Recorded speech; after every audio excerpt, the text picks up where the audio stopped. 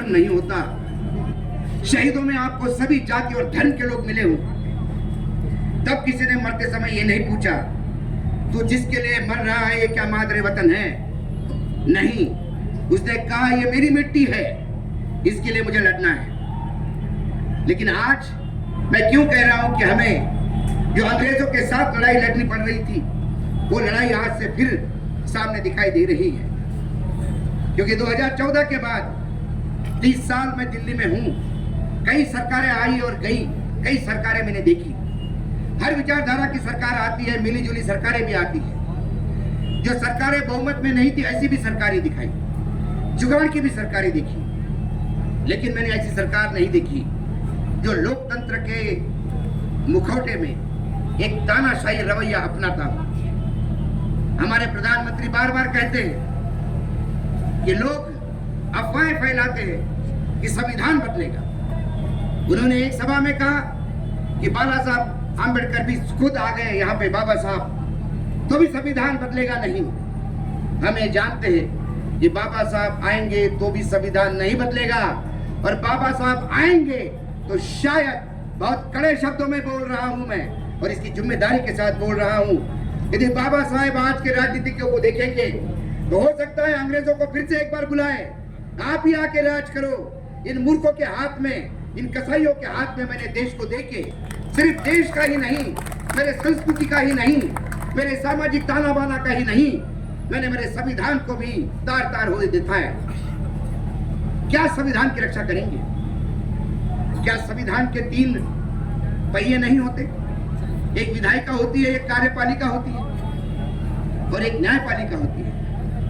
एक चौथा स्तंभ भी होता है जो मीडिया अपने आप को कहता है। लेकिन मीडिया का ही आदमी होने के नाते मैं आपके चरणों में माफी मांगता हूं, क्योंकि जितना व्यभिचार हमने किया है मीडिया ने, इस तानाशाह को पनपाने में जितनी काम हमने किया है, उसके लिए आने वाली कई पीढ़ियां हमको माफ नहीं करेगी।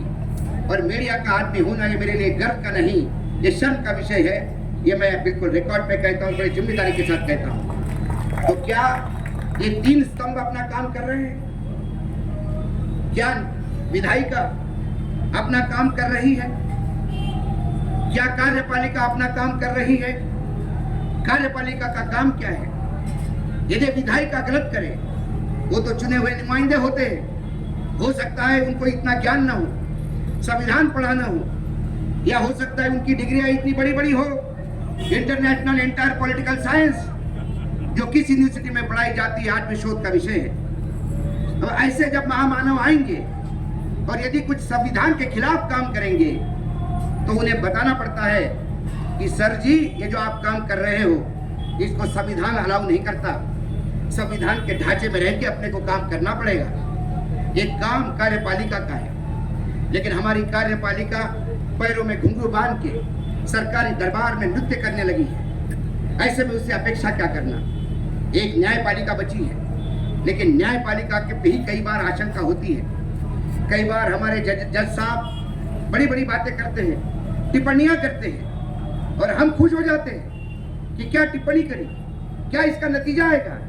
जब निर्णय आते हैं तो जिसको ऑपरेटिव जजमेंट कहते हैं वो कुछ और होता है, तब कहने को मजबूर होता है। क्या हमारे जज साहिबान भी नेता हुए? क्या वो भी सुर्खियां बटोरनी चाहते हैं? जब अन्याय होता है, मुझे एक न्यायाधीश ने पूछा था, उन्हें कहा कि कभी कभी आप हमको आसमान पे लेके चलते हैं, कभी कभी आप हमको नीचे पटक देते हैं, आप लोगों का रवैया हमको समझ में नहीं आता। हमने कहा कि माँ बाप, हमको कानून समझ में नहीं आता, हमें न्याय और अन्याय दिखता है। जहाँ न्याय होता है वहाँ आपको सर आंखों पे उठा के दिन रात आपके कसीदे पढ़ते हैं, और जब हमको लगता है कि आपसे भी न्याय नहीं मिला, अन्याय ही अन्याय मिला, तब फिर हम बोलते हैं कि जाए तो जाए कहाँ, और फिर कोसने के लिए मजबूर हो जाते हैं। हमारी मजबूरी समझिए, क्योंकि न्यायपालिका भी इस देश की जनता के लिए है, इस संविधान के तहत बंधी हुई है। हमारी न्यायपालिका ने फिर भी अपनी इज्जत रखी। जब जब सरकार ने टेढ़ी निगाहें करी, तब तब न्यायपालिका ने अपना कुछ चलाया। लेकिन सरकार जब मदमस्त हाथी होके अपने तानाशाही रवैये पे चलता है, तो फिर वो संविधान हो, जमहूरियत हो, न्यायपालिका हो, सभी को अपने पैरों के तले रोनता है। दिल्ली सरकार चुनी हुई सरकार थी। क्या चुनी हुई सरकार को अधिकार नहीं होने चाहिए? मानता हूं कि मैं आधी सरकार है, इतने तो अधिकार हो कि एक मुख्यमंत्री अपने अधिकारियों से कामकाज करवाए, इतना तो अधिकार हो कि कोई अधिकारी बदतमीजी करे, काम नहीं करे तो उसका ट्रांसफर करे। वो भी अधिकार जब सर्वोच्च न्यायालय ने दिए दिल्ली सरकार को, तो क्या जरूरत थी मोदी जी की सरकार को कि ये कानून लाकर सर्वोच्च न्यायालय का निर्णय पलटा दिया? फिर आप कहते हो कि संविधान में मेरा विश्वास है, फिर कहते हैं कि संविधान में मेरा विश्वास है, न्यायपालिका में मेरा विश्वास है। आज हमारे संविधान का कस्टोडियन कौन है? संविधान का रक्षक हमारी न्यायपालिका है। वो संविधान के ढांचे को लेकर बैठी हुई है। जरा कोई टेढ़ी नजर करता है तो वो तुरंत हाथ उड़ाती है कि देख लीजिए संविधान के ढांचे पे नहीं आने देंगे। लेकिन आपने उनको भी मजाक समझ के रखा। दूसरी बात, आज हम चुनाव के आगे पे करिए, मुझे लगता है कि अब चुनाव आपके यहाँ मतदान बहुत जल्दी होने वाला है। क्या है चुनाव प्रक्रिया? चुनाव प्रक्रिया यह आत्मा है लोकतंत्र की, जमहूरियत की, और जमहूरियत आत्मा है संविधान की, और ये देश संविधान से चलता है। क्या हमारे यहाँ चुनाव आयोग निष्पक्ष नहीं होना चाहिए? यदि चुनाव आयोग सरकारी भोपू है, और उससे ज्यादा जाके कहा तो सरकारी भोपी भी इज्जतदार शब्द है। यदि चुनाव आयोग पालतू कुत्ते जैसा पैर चाटता हो सरकार के दरबार में, तो फिर जनता देखेगी तो कहां से देखेगी? जमहूरियत रहेगी तो कहां से रहेगी? किस बात को हम कहेंगे कि ये लोकशाही है या ये जमहूरियत है? जब ये संविधान सभा में अंगीकृत किया गया था 26 नवंबर 1949 में, तो 25 नवंबर को ड्राफ्टिंग कमेटी के चेयर होने के नाते बाबा साहेब आंबेडकर जी ने भाषण दिया। याद करिए उस महामानव को। आज से 75 साल पहले उसने अपने भाषण में कहा कि यह संविधान तो विश्व का बेहतरीन संविधान है, लेकिन मुझे डर है।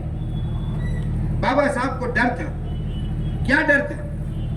कि कहीं लोकतांत्रिक भेष में तानाशाह पैदा न हो जाए आने वाले समय में। और तानाशाह क्यों पैदा होगा?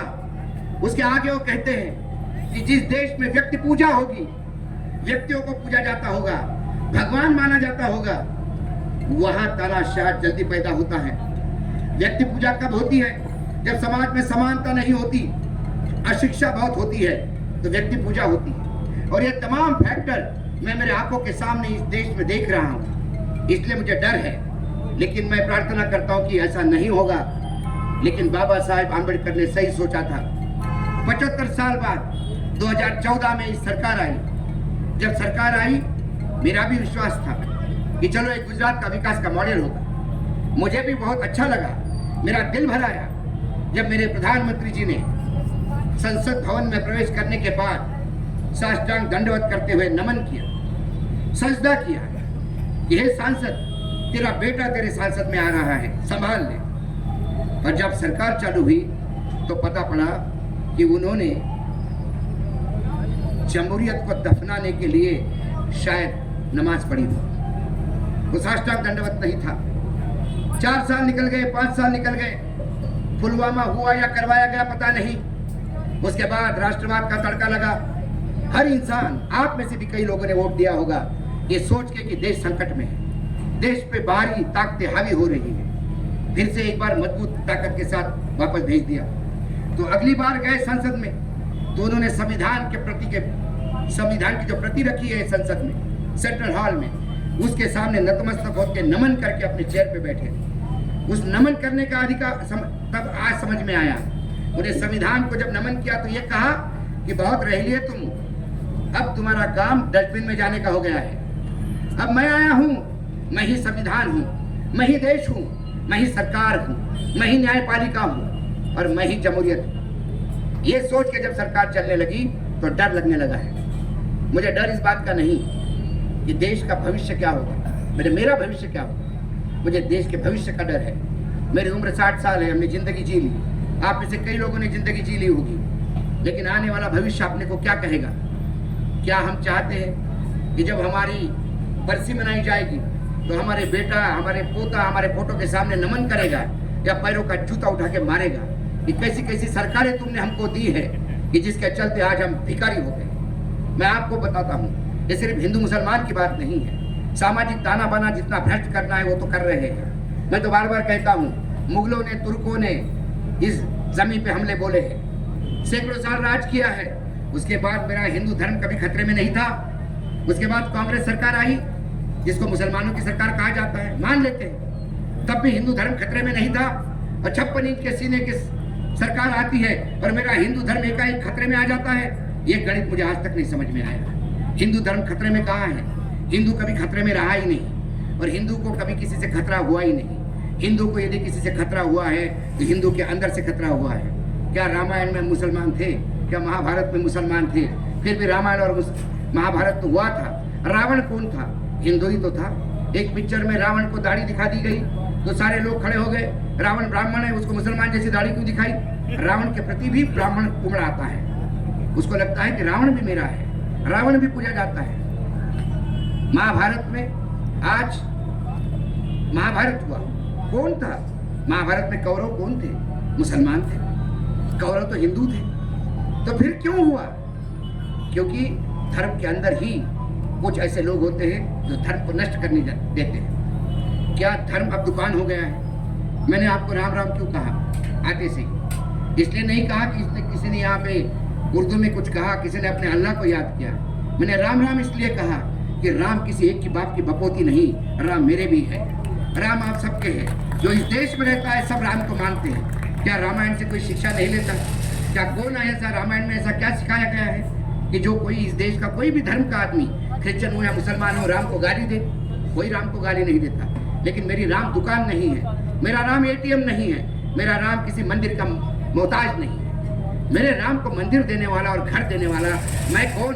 यदि किसी को लगता होगा कि उसकी औकात इतनी बड़ी हो गई कि वो राम को मंदिर देगा, तो उससे ज्यादा महामूर्ख मैंने इस दुनिया में नहीं देखा। मेरा राम तो कण कण में बसता है, मेरा राम तो शबरी के बेर में है, मेरा राम केवट के नाव में बैठता है, केवट के चरण छूने वाला मेरा राम है। वो राम मेरा है। मेरे राम को परिभाषित करने का अधिकार जितना मेरा है उतना उनका भी है। लेकिन आपका राम मेरे पे मत थोपिए। आपके राम को करोड़ों रुपए के वस्त्र लगते होंगे, मेरा राम तो झूठे बेर खा के भी खुश होता है। वो राम है। उस राम के दर्शन को देखो। क्या राम सत्यवचनी थे? अरे जो राम को पूछते, मेरा सवाल है उनका, क्या राम को पूछने का अधिकार आपको है? राम एक वचनी था। एक वचन के लिए राम ने अपनी सब कुछ छोड़ दिया, राजपाट छोड़ दिया, जंगल में एक बार पत्नी को भेज दिया, सिर्फ एक वचन के लिए। ये तो बहुवचनी है। जो सुबह से शाम तक कितना झूठ बोलते हैं इनको भी मालूम नहीं रहता। और इनका झूठ गिनने की मशीन भी रखी तो बंद हो गई, क्योंकि उसका भी एक लिमिट है झूठ बोलने का। लगातार जो झूठ परोसता हो वो राम को जाके बोलता है कि मेरे राम आराध्य है। राम तुम्हारे आराध्य हो ही नहीं सकते। राम जीने की कला है, राम पूजा का साधन नहीं है। राम उपवास करके नहीं माने जाते। आपको लगता है कि मैंने उपवास किया तो राम मान जाएंगे? अरे उपवास जिनको हो रहे हैं, जो भूखे सो रहे हैं, उसके 2 टाइम की रोटी की व्यवस्था करना राम है। राम राज्य कहता है। राम राज्य किसको कहते हैं? क्या राम राज्यों में ये बात होती है कि ज्यादा बच्चे पैदा करने वाले, इधर से उधर आने वाले? क्या इस देश के प्रधानमंत्री को ये बात शोभा देती है? मैं आज बोलता हूँ, किस धर्म में नहीं होते? हमारे हिंदुओं में भी कुछ लोग हैं। अभी BHU में एक लड़के के साथ बलात्कार हुआ। बलात्कार करने वाले कौन थे? BJP के 4 पदाधिकारी थे, पकड़े गए, CCTV फुटेज में पकड़े गए, लेकिन पुलिस उनको अरेस्ट नहीं कर रही थी क्योंकि मध्य प्रदेश के चुनाव में वो प्रचार में लगे हुए थे। जब प्रचार करके वापस आ गए तो पुलिस ने कहा कि आपके खिलाफ बहुत बवाल हो रहा है, आप अरेस्ट हो जाओ। तो क्या व्याभिचारी, दुराचारी, भ्रष्टाचारी, आतंकी एक ही समाज में होते हैं? इनकी कोई जात नहीं होती, इनका कोई धर्म नहीं होता। ऐसा पागलपन समाज में हर जाति और हर धर्म में पाया जाता है, लेकिन आप एक ही को चिन्हित करते हो। ज्यादा बच्चे पैदा करने वाले हम प्रधानमंत्री जी को पूछते हैं कि कभी अपने भाई बहन को भी गिन लिया करो, तो आपको पता पड़ेगा वो कितने थे। महात्मा गांधी को राष्ट्रपिता मानते हैं हम, महात्मा गांधी कितने भाई बहन थे वो देख लीजिए। आज भारत का सर ऊंचा होता है जब हम जन गण मन गाते हैं, हमारा राष्ट्रगीत, तो उसके लिखने वाले कौन थे? भारत को पहला नोबेल पारितोषिक दिलाने वाला कौन था? वो शख्स कितने भाई बहन थे, इसका हिसाब लगाया था, आपको भी आश्चर्य होगा। लेकिन किसी एक धर्म को आप इसलिए गाली देते हो क्योंकि आपको चुनावी रोटी सेकनी है। आपको चुनावी रोटी सेकने के लिए आप बार बार कहते हो कि हिंदू खतरे में है। आप बार बार एक किसी इंसिडेंस को उठा के ये कहते हो कि यहाँ ये हो गया। मैं अभी आज बात कर रहा था, 2 साधु मारे गए, उद्धव ठाकरे की सरकार थी, पूरा देश सर पे उठाया, कि साधुओं को मरवाया दिया, पालघर में साधु मरे, बिल्कुल गलत हुआ। किसी भी इंसान की हत्या हो, साधु हो, मौलवी हो, कोई भी हो, हत्या इंसान की हत्या होती है। किसी भिखारी की भी हत्या हुई तो भी उसको जीने का अधिकार नहीं है, ऐसा नहीं मैं मानता। हत्या बुरी होती है, उसका निषेध होना चाहिए। सरकार ने निषेध किया, सरकार ने 158 लोग पकड़े गए। उसके बाद भी लगातार उद्धव सरकार ठाकरे को लगातार घेरा जा रहा था, इसलिए घेरा जा रहा था कि इन्हें हत्या करवाई। लेकिन ये तमाम न्यूज चैनल, तमाम अखबार, तमाम अंधभक्त जो उद्धव ठाकरे को साधुओं की हत्या करने वाली सरकार बोल रहे थे, आज योगी आदित्यनाथ के सरकार पे चुप क्यों है, जहां पे 100 से ज्यादा साधुओं की हत्या हुई है। 100 से ज्यादा साधुओं की हत्या यूपी में हुई है। उसके बाद मैं ये नहीं मानता कि यह हत्या मुख्यमंत्री ने की हो। इतनी संजीदगी मेरे में है, कोई भी मुख्यमंत्री हत्या का आदेश नहीं दे सकते। ये गुजरात नहीं है जहां आप कुछ भी करो। गुजरात छोड़ के बाकी देश के राज्य में आज भी थोड़ी बहुत इंसानियत है, उसके चलते कोई मुख्यमंत्री नहीं करेगा। लेकिन हत्याएं होती है, कुछ प्रॉपर्टी के लिए हुई है। कई महंत ऐसे हैं, मैं खुद हिंदू होकर कहता हूँ, कई हमारे यहाँ बड़े बड़े पीठों के महंत हैं जिनके ऊपर हत्या के मुकदमे चल रहे हैं, क्योंकि मंदिरों में जमीन है, मंदिरों में पैसा है। उस पैसे और जमीन के लालच में कई लोग इधर के उधर हो जाते हैं। पतंजलि में भी आरोप है कि पतंजलि योग गुरु जो थे, जिन्होंने पतंजलि का योग गुरु ने जिन्होंने सिखाया रामदेव बाबा को योग क्या है, वो नहाने गए गंगा में, अभी तक नहीं मिले। आरोप तो उन पे भी है, लेकिन बात उसकी नहीं होगी, क्योंकि वहाँ विपक्ष की सरकार है, वहाँ बात होगी। ममता के यहाँ एक जगह पे संदेश खली में महिलाओं का शोषण, वो निषेध है। ममता स्वयं महिला मुख्यमंत्री है, उसके राज में ऐसा होता है, उसकी निर्भत्सना करनी होगी। जो पापी है, वो दुराचारी है, उसकी सजा होनी चाहिए। मेरे प्रधानमंत्री वहाँ तक चले गए, वहाँ पे जाके उन महिलाओं का दर्द बांटा, मेरा सीना भराया। इस देश के प्रधानमंत्री को ऐसा ही होना चाहिए था। मैंने साधुवाद दिया मोदी जी को कि एक किसी राज्य में महिलाओं के साथ दुर्व्यवहार होता है और मेरा प्रधानमंत्री घर से भागते हुए जाता है बंगाल और उन महिलाओं को ढाढ़स नहीं बांधता, तो उनमें से एक को तो चुनाव भी लड़वाता है कि बहन तू चिंता मत कर, तेरे भाई तेरे साथ में है। लेकिन मेरे प्रधानमंत्री को साफ सुन जाता है जब मणिपुर की वीडियो सामने आती है और मणिपुर का मुख्यमंत्री कहता है कि एक वीडियो है, अच्छी 100 वीडियो हमारे पास घूम रही है। मणिपुर की राज्यपाल जब किस्सा सुनाते हैं तो रोंगटे खड़े हो जाते हैं। मेरे प्रधानमंत्री आज भी मणिपुर के नाम से शब्द निकालने को तैयार नहीं है। उनके मुंह से मणिपुर निकले, इसलिए विपक्ष ने अविश्वास का प्रस्ताव लाया, लेकिन ये मुझोर आदमी विपक्ष का जवाब देने के पहले ये बाकी चीजें गिनवाता रहा, लेकिन इसने मणिपुर पे बात नहीं की। इसने संदेश खली पे बात की, लेकिन इसने मेरी वो बेटियां, मेरी बहनें, जिन्होंने इस देश के ओलंपिक के टूर्नामेंट में देश का नाम आगे किया, उस महिलाओं का शारीरिक शोषण भाजपा के एक सांसद ने किया जो गुंडा है।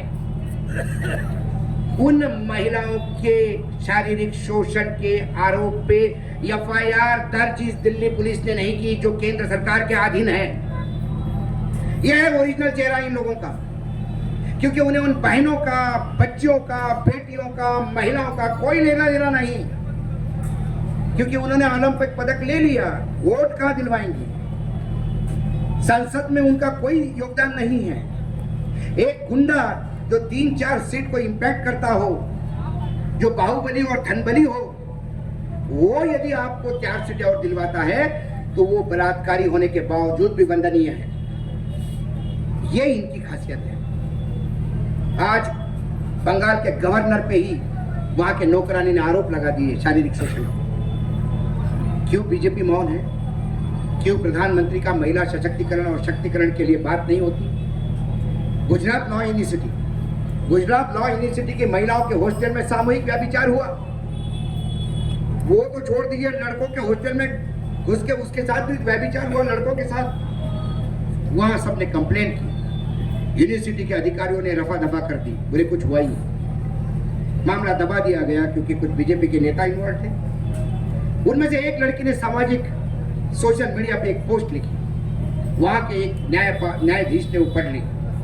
उनने उस सोशल मीडिया के पोस्ट को संज्ञान में लेते हुए रिट पिटीशन फाइल करी और एक रिटायर्ड जज के अंडर एक कमेटी बनाई। उस कमेटी के रिपोर्ट यदि आप देखोगे तो रोंगटे खड़े हो जाएंगे। ये 35 साल का राम राज्य है और 10 साल की डबल इंजन की सरकार है गुजरात की। यदि ये गुजरात मॉडल है तो मुझे नहीं चाहिए। यदि वहां आदिवासी सिर्फ दलित इसलिए पीटता है कि उसने गॉगल पहना तो गुजरात मॉडल मुझे नहीं चाहिए। उससे अच्छा मेरा महाराष्ट्र का मॉडल है, उससे अच्छा मध्य प्रदेश का मॉडल है, उसके अच्छा बिहार का मॉडल है। एक दलित लड़की पानी पीती है नदी में, उसको इसलिए मारा जाता है कि उसने नदी में छूट, तो दलित होते हुए तूने नदी में पानी को हाथ कैसा लगाया। रामकालीन स्थिति ये होती तो राम उनको कब का फांसी की सजा दे देता या अपने बाणों से उसका सर उड़ा देता। ये राम राज्य की बात करते हैं। ये तमाम चीजें होती हैं।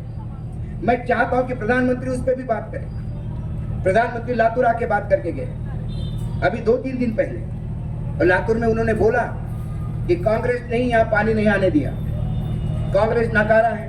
मान लिया, प्रधानमंत्री जी की हर बात पे मानो, विश्वास रखो। लेकिन एक सवाल है कि 10 साल से इनकी सरकार क्या कर रही है, इनके सांसद क्या कर रहे हैं। इनके सांसद अब कह रहे हैं, इनके नेता कह रहे हैं कि 90,000 करोड़ रुपए चाहिए, तब जाके लातूर को पानी मिलेगा। और ये पैसा सिर्फ नरेंद्र मोदी जी दे देंगे। नरेंद्र मोदी जी ने जो बोला कब दिया, जो आज देंगे, एक लॉलीपॉप और थमा के जाएंगे। इसलिए सवाल पूछो कि जिन्होंने जो पाप किया उनकी सजा तो उनको समाज ने दे दी, आपके पाप का हिसाब कब होगा? ये 10 सालों का हिसाब कब होगा? क्या 10 साल के बाद आपको फिर 5 साल चाहिए लातूर को पानी देने के लिए? और एक वाहियात बात करके गया, मैं वाहियात इसलिए कहता हूँ, वो मुझे लगता है तमाम लातूर के निवासियों का अपमान था। उनके जख्मों पे नमक छिड़क के चले गए। उन्होंने कहा कि एक समय ऐसा था कि लातूर में ट्रेन से पानी आता था, अब मैं ट्रेन की फैक्ट्री लातूर को दे रहा हूँ। पानी का जिक्र नहीं किया। लातूर को ट्रेन की फैक्ट्री नहीं चाहिए महाशय, लातूर को पानी चाहिए। अब पानी की बात करें तो आप कहते हो कि मैं ट्रेन की फैक्ट्री दे रहा हूँ। बड़ी अजीब बात कर रहे हैं। जब फ्रेंच रिवॉल्यूशन हुआ था तब लोगों ने कहा कि खाने के लिए ब्रेड नहीं है, तो वहाँ की रानी ने कहा था फिर केक खा लो। उनको ये पता ही नहीं था कि ब्रेड और केक में फर्क क्या है, क्योंकि वो एक सामंत थे। ऐसे ही हमारे नए सामंत जो है उन्हें ये पता नहीं कि हमें ट्रेन नहीं, हमें पानी चाहिए। आज लातूर का एजुकेशन का पैटर्न विश्व में गौरव के साथ देखा जाता है। उस लातूर को भंगार कहने वाला, उसका दिमाग वाकई भंगार हो सकता है। और ये बात तय हो गई। मैं माफी चाहता हूँ तमाम मेरे ऑटो और टेम्पो चलाने वाले भाइयों कि आज आपका एक टेम्पो और ऑटो चलाने वाला आदमी जब देश राज्य चलाने बैठता है तो उसका भंगार दिमाग दिखा देता है। उसको ऑटो और टेम्पो भी का लाइसेंस किसने दिया, ये भी अभी शोध का विषय होना चाहिए, क्योंकि जिसके दिमाग में कुछ नहीं, भंगार भरा हो, उसको कोई अधिकार नहीं ऑटो और टेम्पो भी चलाने का। ऐसे है हमारे देश। आज हम महाराष्ट्र की स्थिति करें तो महाराष्ट्र की राजनीति की स्थिति क्या होगी? महाराष्ट्र में क्या आप दावे के साथ बोल सकते हैं कि जो सांसद आपसे हाथ मिला रहा है आधे घंटे बाद किस पार्टी में होगा? किसी विधायक की गारंटी दे सकते हैं आप कि आज कल क्या होगा, कल का परसों क्या होगा? सब अपना सत्ता का मक्खन खाने के लिए 50-50 भोके, 10-10 भोके खा के ये जो भोके हैं ये इधर से उधर भाग रहे हैं, और हम वही नपुंसक बन के उनका तमाशा देखते हैं। हर 5 साल बाद नए लॉलीपॉप देके फिर उनका सुनते हैं और फिर उन पर बात करते हैं। आज लगातार भ्रष्टाचार के खिलाफ बात होती है। मैं आज अपेक्षा रखता हूँ, क्योंकि अभी 2 चरण का चुनाव हो गया, तीसरे चरण का चुनाव सामने है, बाकी 4 चरण है। मैं हर जगह आह्वान करता हूँ, मैं मेरे प्रधानमंत्री जी को हाथ जोड़ के गुजारिश करता हूँ, आपने 10 साल में क्या किया इसका लेखा जोखा बता दीजिए। आप कृपा करके कांग्रेस ने क्या किया ये मत बता दीजिए। 1857 में क्या हुआ ये मत बता दीजिए। आप ये मत बता दीजिए कि इमरजेंसी लगी थी। आप ये मत बता दीजिए कि परिवारवाद कहाँ है। आप ये मत बता दीजिए कि कौन सा भ्रष्टाचार कितने किया। आज यदि लातूर को पानी नहीं है तो क्यों नहीं है? क्योंकि राज्य में 70,000 करोड़ का सिंचन घोटाला होता है, इसलिए लातूर को पानी नहीं है। 90,000 करोड़ की भीख मांगने के लिए लातूरवासी मजबूर नहीं हो सकते। अरे ये महाराष्ट्र है जो सबसे ज्यादा रेवेन्यू देता है देश को। महाराष्ट्र भारत को पालता है, ये क्या महाराष्ट्र को पालेंगे? जब हमारे नेता कहते कि मोदी जी 90,000 करोड़ देंगे, उठा के पकड़िए गरेबान उसको और पूछे कि क्या बात कर रहा है तू? कौन होता है मोदी देने वाला? अपनी एफडी तोड़ के दे रहा है, जमीन बेच के दे रहा है कि गहने बेच के दे रहा है? अरे महाराष्ट्र का रेवेन्यू है, लाखों करोड़ महाराष्ट्र देता है, उसका ही वापस दे दे, एहसान हो जाएंगे। लेकिन महाराष्ट्र को मिलता क्या है? आने वाला उद्योग गुजरात जाता है। और मेरे नपुंसक नेतृत्व दिल्ली में पूछ हिलाते हुए माफी मांग के आते हैं और महाराष्ट्र में बताते हैं कि इससे भी बड़े उद्योग हम आपको देंगे, ऐसा बोला है प्राइम मिनिस्टर ने। आज 1 साल होते आ रहा है, मुझे एक भी उद्योग दिखाई नहीं दे रहा है। कहाँ गए उद्योग? सिर्फ बोलने की बात है, हवाबाजी है। हमारे नेतृत्व मन की बात करता है, जन की बात कभी नहीं सुनता। बार बार मैं कहता हूँ कि आपको प्रधानमंत्री ने एक बात की, मैं जरूर प्रधानमंत्री की 2-3 बातें हैं। मैं बार बार कहता हूँ कि प्रधानमंत्री जब भी बोलते हैं झूठ बोलते हैं, ये मैं बार बार बोलता था और कई लोग मुझसे नाराज भी होते थे। बोले प्रधानमंत्री की गरिमा है पद की। मैंने गरिमा तो मुझे भी है, लेकिन उस व्यक्ति की सबसे बड़ी रिस्पॉन्सिबिलिटी है कि जिस पद पे वो बैठा उसकी गरिमा रखे। यदि मैं पत्रकार के पद, संपादक के पद पे बैठा हूँ तो मुझे उसकी गरिमा रखनी होगी। यदि मैं छिछोरापन संपादक के पद पे बैठ के करूँ तो फिर मुझे किसी ने छिछोरा कहा तो मुझे बुरा लगना नहीं चाहिए। तो गरिमा प्रधानमंत्री पद की पहले प्रधानमंत्री स्वयं रखे। मेरे प्रधानमंत्री बजरंग बली का नाम दे के बटन दबाने वाली बात नहीं कर सकता, क्योंकि वो संविधान में विश्वास रखता है और संविधान सभी धर्मों का और जाति की इज्जत करता है। अब बात देखिए, प्रधानमंत्री जी ने एक नारा दिया, आत्मनिर्भर बनो, और वो वाकई दिल से दिया हुआ नारा है। उस नारे के आगे एक लाइन और है जिसको आप लोगों को समझनी है। आप सब आत्मनिर्भर बनो, मेरे भरोसे मत रहो। तो यदि लातूर को पानी लाना होगा तो लातूर को अपनी जमीन खुद तैयार करनी होगी। मराठी में एक कहावत है, लात मारी थी तो पानी काढ़ेल। ये लातूर की भूमि है और लातूर में सभी वीर पुरुष बैठे हैं। एक साथ लात मारेंगे तो पानी भी निकलेगा। लेकिन फिर ये कहावत है, आपको लात मारनी नहीं है, आपको बटन दबाना है। और बटन दबा के बनाना है कि हम ऐसे आदमी को भेजें जो मर्द हो, जो दिल्ली में आवाज उठाए, चाहे अपने सरकार के खिलाफ हो, चाहे अपने नेताओं के खिलाफ हो। उसका दायित्व तो पहले अपने नेता और पार्टी के प्रति नहीं है। वो आपका सांसद है, वो आपका खासदार है, उसका सबसे पहले दायित्व तो आपके लातूर वासियों के बारे में है। लातूर की पीड़ा उसकी पीड़ा होनी चाहिए, लातूर की पीड़ा को वो शब्द देने चाहिए। लेकिन पार्लियामेंट में सिर्फ हाथ उठा के हाँ में हाँ कहना हो तो क्या फायदा। और वर्तमान में 2014 से मैंने देखा पार्लियामेंट तो गूंगी हो चुकी है, कैबिनेट हमारी कव्वालों की टोली है। 2 गाते हैं बाकी ताली बजाते हैं, किसी को सुर का ज्ञान नहीं, ना कोई सुर लगा सकता है। ऐसे लोगों से अपेक्षा क्या करना। इसलिए मैंने कहा कि जब भी चुनाव कराओ, जब भी वोट दो, जाति मत देखो, धर्म मत देखो, ऐसे मर्द को भेजो जिसमें तुम्हें गर्व हो, जिसमें लातूर को गर्व हो।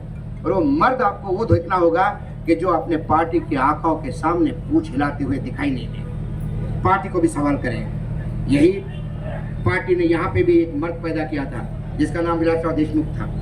क्या विलासराव देशमुख पे संकट नहीं आए? क्या विलासराव देशमुख ने मुख्यमंत्री पद नहीं खोया? विलासराव पैर चाटते जाते तो विलासराव का मुख्यमंत्री पद बना रहता। लेकिन कहीं ना कहीं महाराष्ट्र की अस्मिता के लिए विलासराव ने भी अपना सर ऊंचा किया तो मुख्यमंत्री पद गया। जिसने मुख्यमंत्री पद को लात मार के महाराष्ट्र की अस्मिता को जिंदा रखा हो, लातूर की अस्मिता को जिंदा रखा हो, ऐसे वीर पुरुषों वाली भूमि है।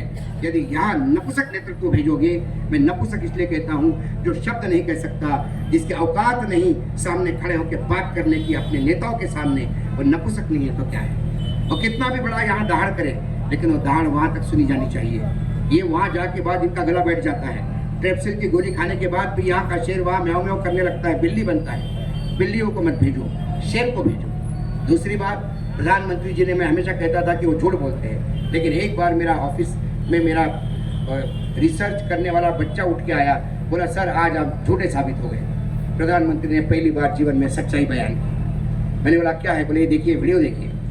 तो प्रधानमंत्री किस्सा सुना रहे थे कि जब मैं पार्टी का काम करता था, बड़ा पदाधिकारी नहीं था, तो रेलवे से ट्रैवल करता था। जब रेलवे में जाता था तो बोगी में जगह नहीं मिलती थी। जब जगह नहीं मिलती थी तो मैं लोगों को बताता था कि मेरे को हाथ देखना आता है, और मेरे को हाथ देखना नहीं आता था, थोड़ा बहुत ऐसे ही बताता था। और हाथ देखने के चक्कर में मेरा हाथ देखो, मेरा हाथ देखो, लोग मुझे बैठने की जगह देते थे, चाय पिलाते थे, समोसा कचौरी खिलाते थे, पानी पिलाते थे। प्रधानमंत्री जी ने पहली बार सच बोला कि वो झांसा देके रेलवे में सीट लेते थे। वही छोटा मॉडल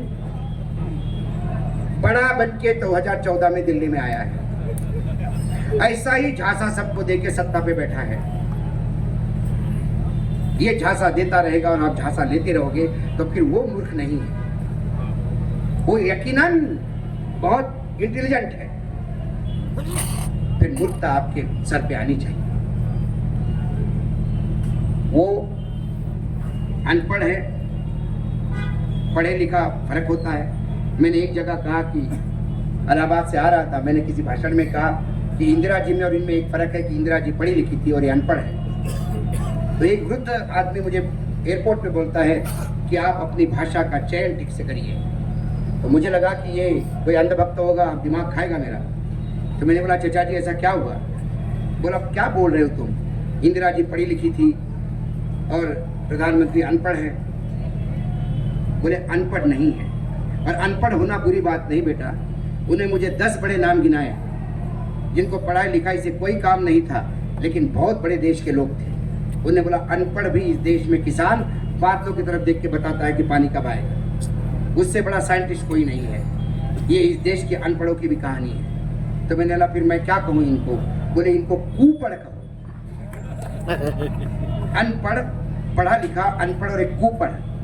बोले चाचा एक कुपढ़ क्या होता है? बोले जो गलत पढ़ता है।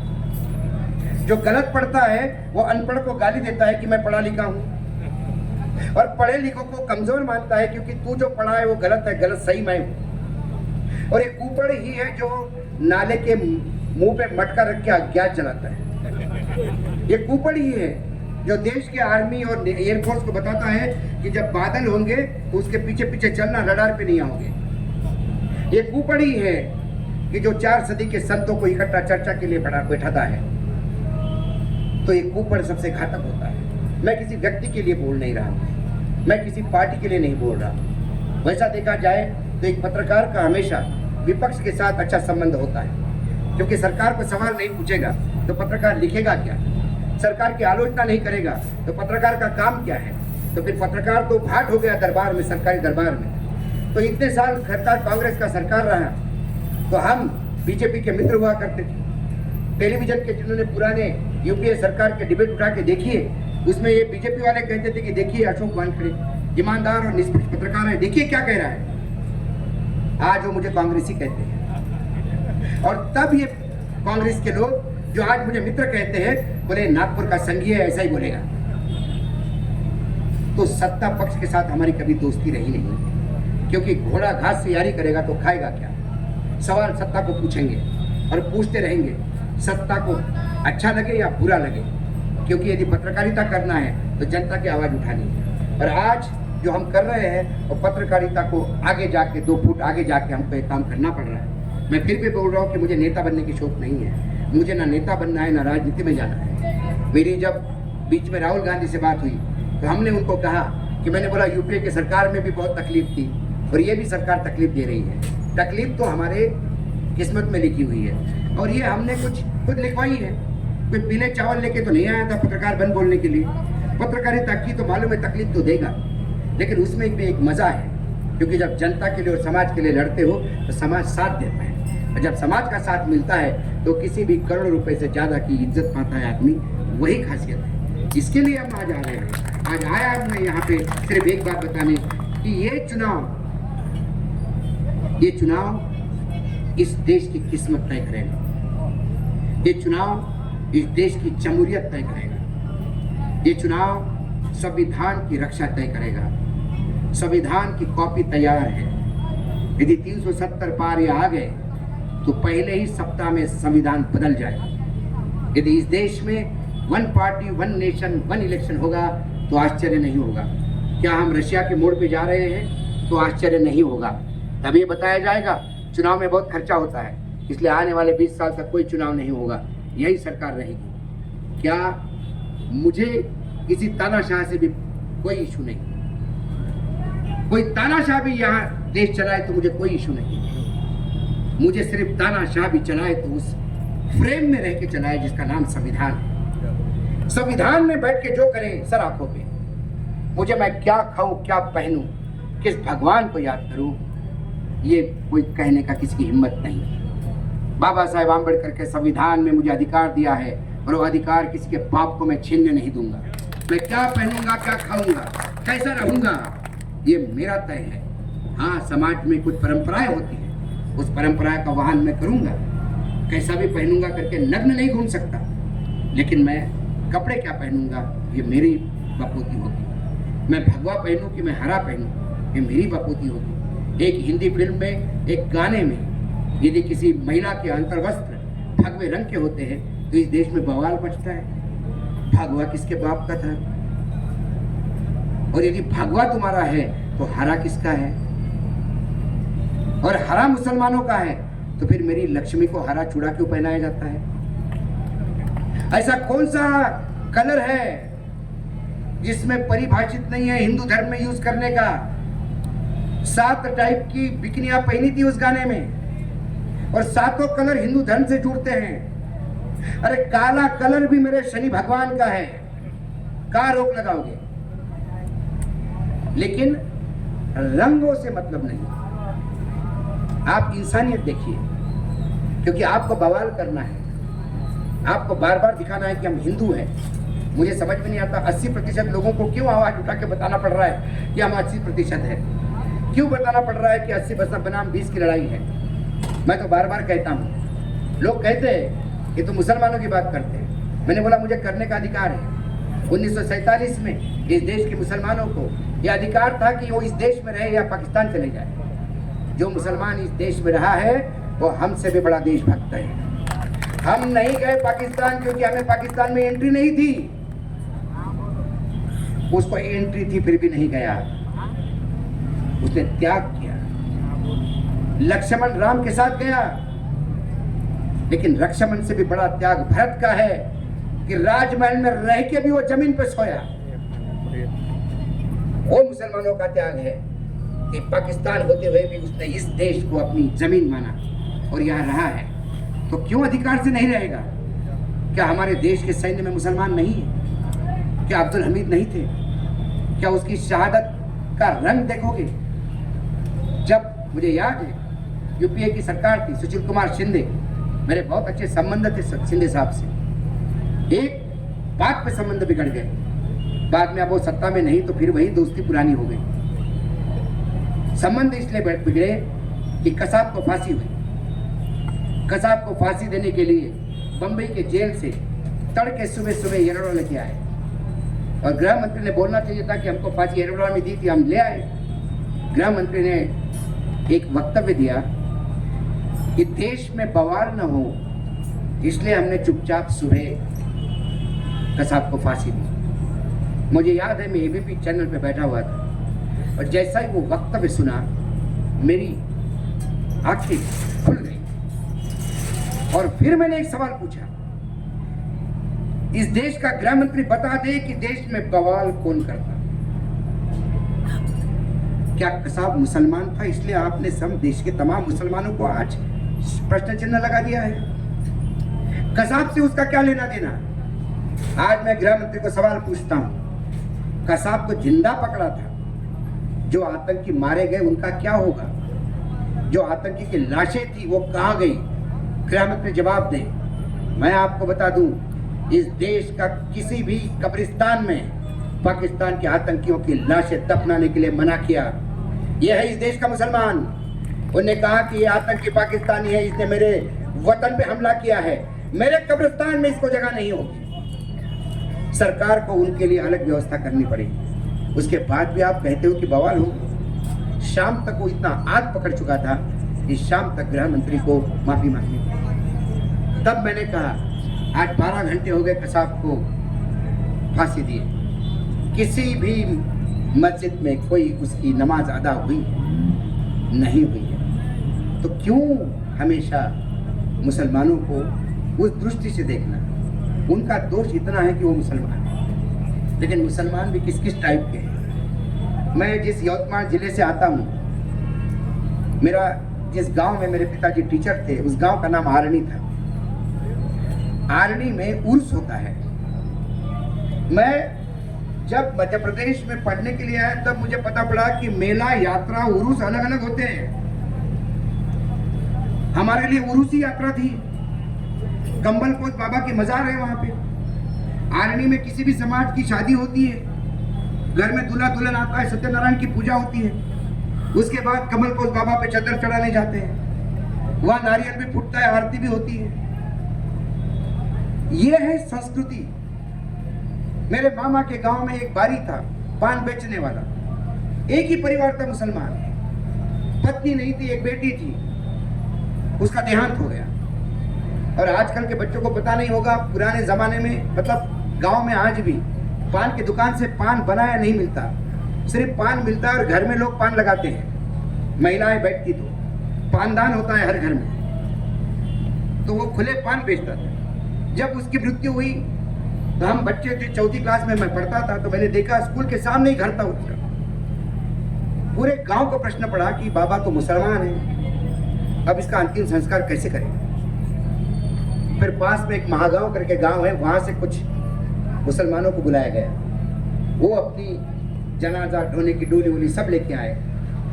उन्होंने कहा कि आप धन्यवाद देते हैं कि आपने हमको बुलाया। तो बोले हम इनको लेके चलेंगे। बोले कहाँ लेके जाएंगे?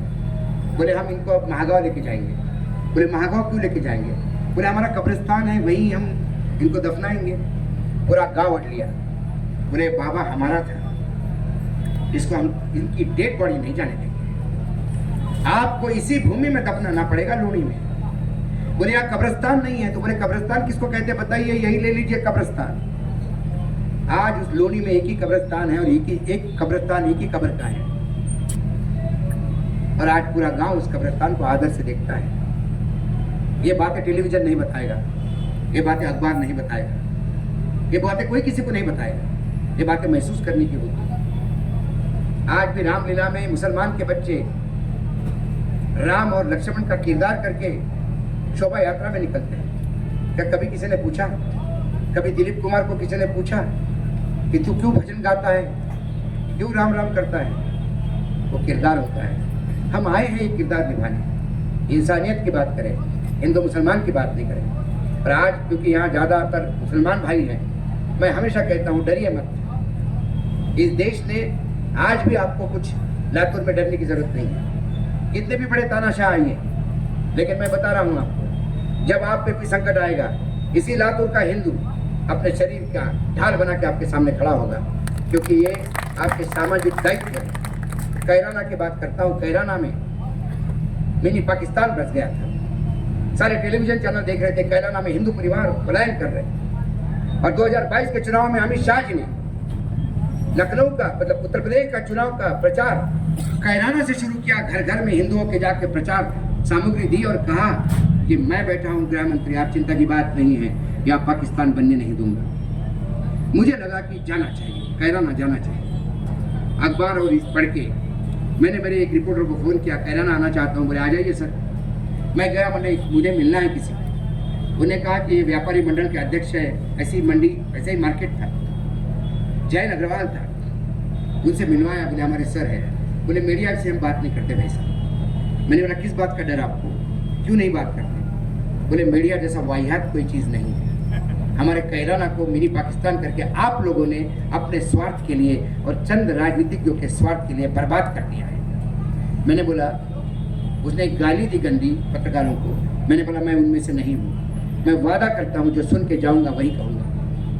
तब उसने कहा, मैं एक मिसाल देता हूँ, मेरा गांव 6-7 किलोमीटर दूर है यहाँ पे। उस गांव में 3 घर है, एक अग्रवाल का, एक यादव का और एक दलित का, बाकी सब मुसलमानों के घर हैं।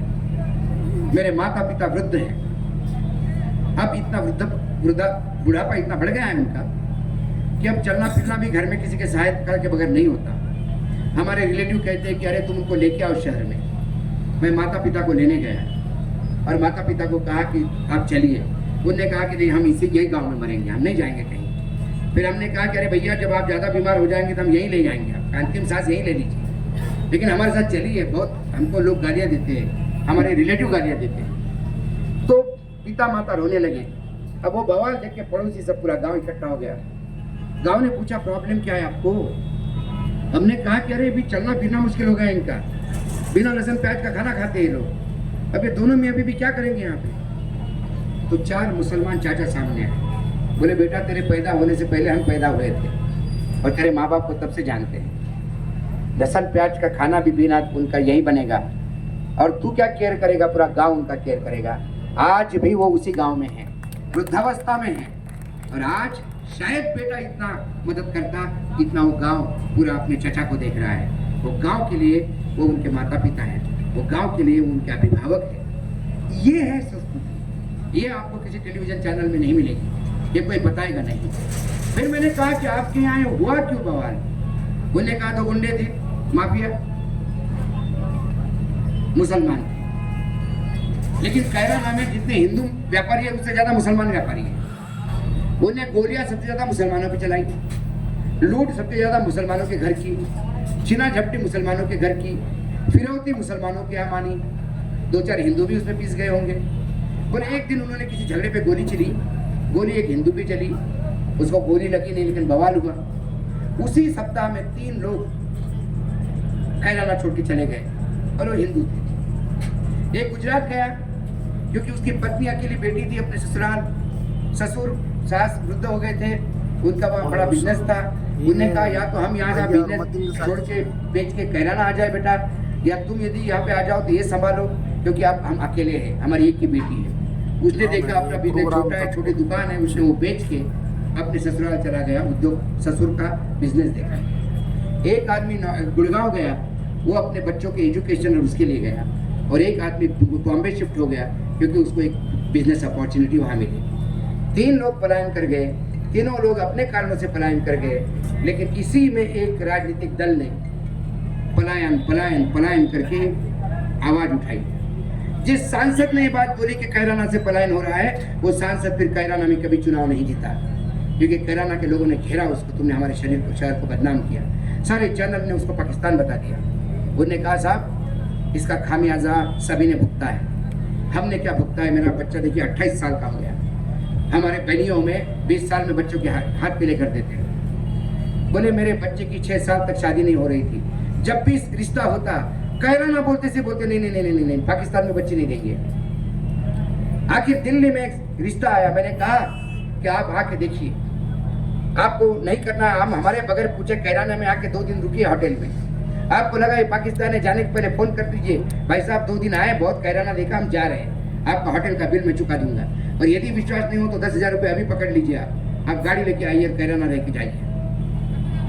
और यदि आपको लगा कैराना ठीक है तो फिर रिश्ता कीजिए। 15 दिन बाद एक फोन आया, अग्रवाल साहब नमस्कार, क्या आज शाम को रोका हो सकता है?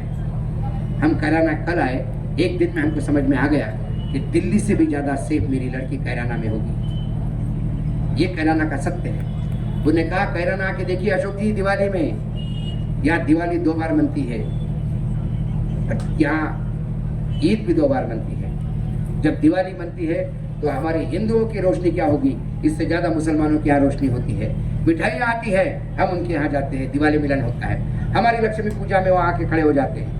और जब ईद मनती है तो हम भी नए कपड़े पहन के ईद मिलन के लिए जाते हैं, तब हम भी रोशनी करते हैं। ये तासीर है।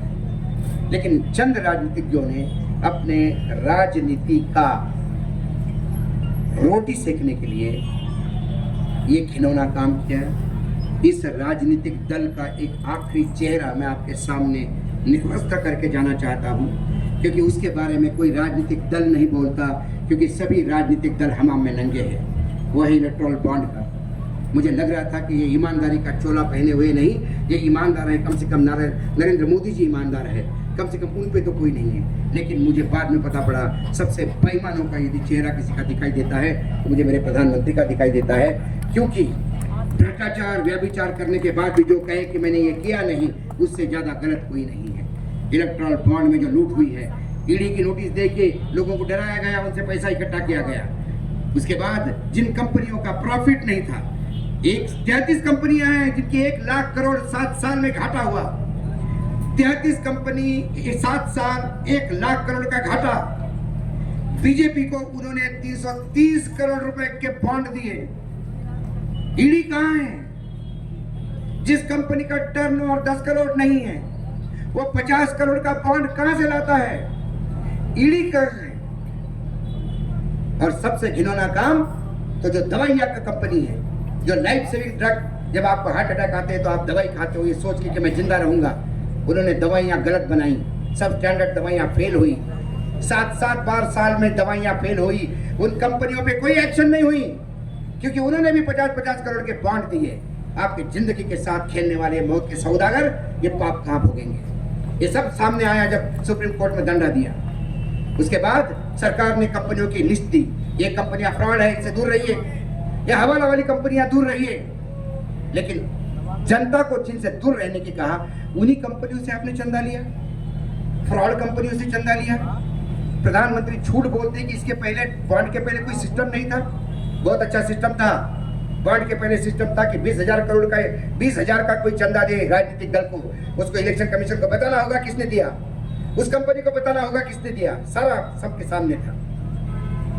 एक और था उसमें कानून ये था कि कोई भी कंपनी 3 साल तक लगातार प्रॉफिट में हो, वो अपने प्रॉफिट के 7.5% का ज्यादा चंदा नहीं दे सकती। इन्होंने वो क्लॉज निकाल दिया, इसलिए लॉस वाली कंपनियां भी सैकड़ों करोड़ दी गई। और अंत में गीधड़ भी नोच के खाता होगा लाश का मांस, सोच समझ के।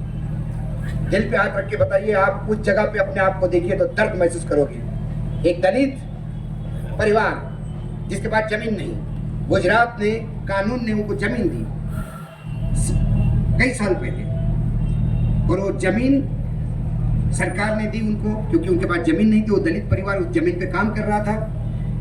कच्छ जिले का सौराष्ट्र की कहानी है। वो दलित परिवार के खेतों के आसपास कुछ उद्योग आए, वेल्सपन कंपनी नाम की कंपनी थी। उनने कहा ये जमीन हमको हमारे एक्सपेंशन के लिए चाहिए। गुजरात में कानून है, जमीन का रेट कलेक्टर तय करता है। वेल्सपन ने कलेक्टर के पास लेके गए, कलेक्टर ने रेट निकाला और 76 करोड़ रुपए उस जमीन की कीमत बता दी।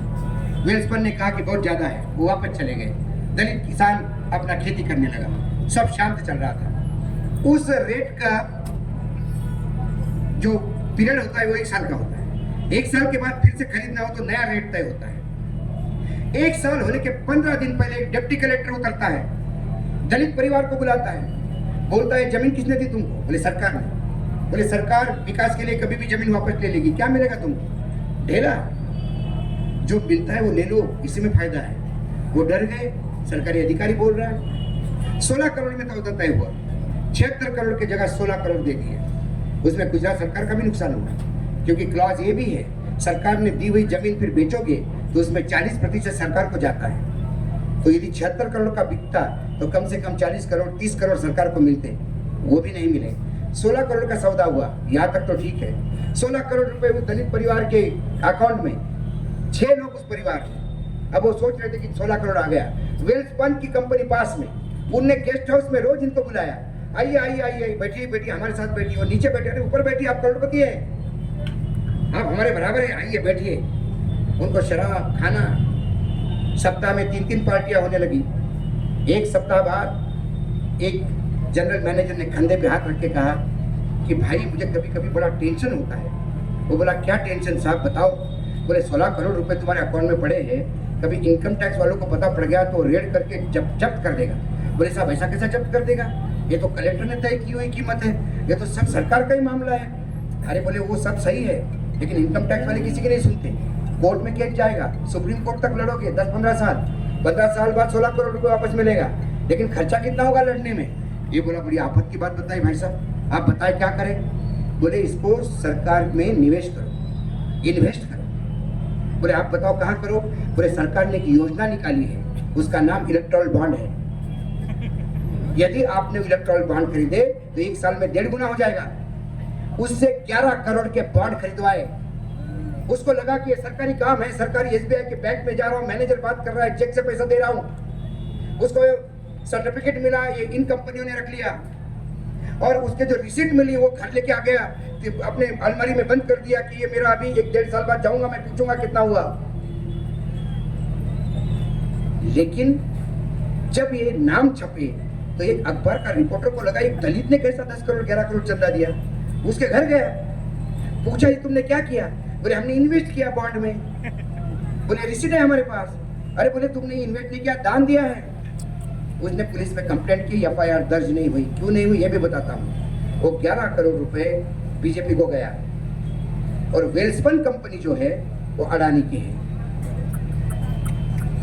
ये है चंदा वसूल। और ये बात सबको पता पड़ने के बाद भी ये बड़ी बड़ी बातें करने वाले गरीबों के लिए, दलितों के लिए, ये बेचते हैं देश के गरीबों और दलितों को।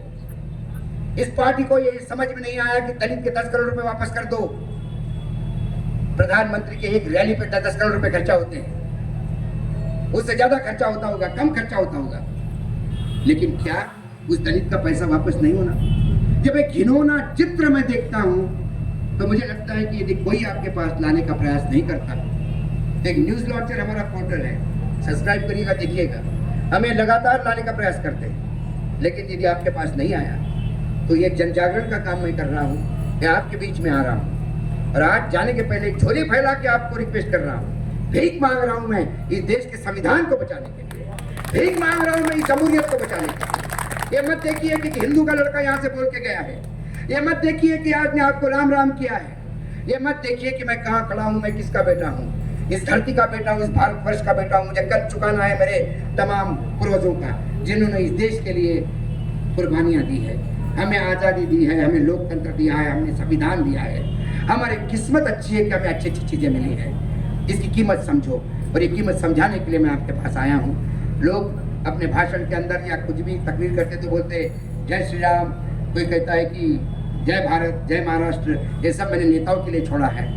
यदि आज हमें जिंदा रहना है तो आज मैं एक नारा बोलता हूँ, मेरे पीछे देखिए, कोई धर्म मत देखिए, जात मत देखिए। ये नारा इसलिए है कि जो लोग सो रहे होंगे उनके काम पे पड़ने दीजिए, उन्हें भी उठने दीजिए। जय संविधान, जय संविधान, जय लोकतंत्र, लोकतंत्र अमर रहे। धन्यवाद।